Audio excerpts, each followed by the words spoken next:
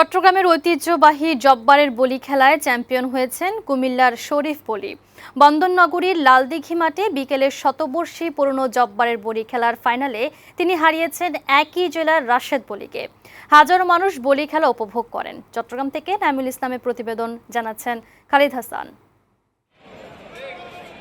১৯০৯ সালে ব্রিটিশ বিরোধী আন্দোলনে তরুণ সমাজকে উদ্বুদ্ধ করতে চট্টগ্রাম নগরীর বদরপতি এলাকায় ব্যবসায়ী আব্দুল জব্বার সওদাগর কুস্তি প্রতিযোগিতা ও বৈশাখী মেলার আয়োজন করেন। এটি এখন জব্বারের বলি খেলা নামে দেশজুড়ে পরিচিত।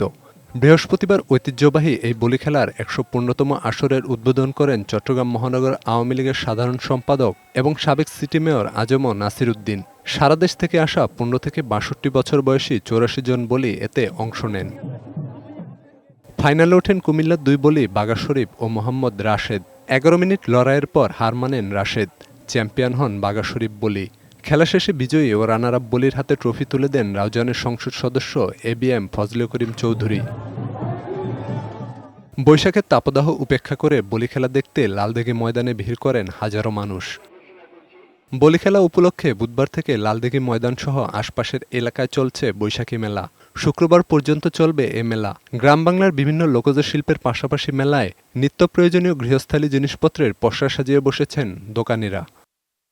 ডেস্ক রিপোর্ট, বৈশাখী সংবাদ।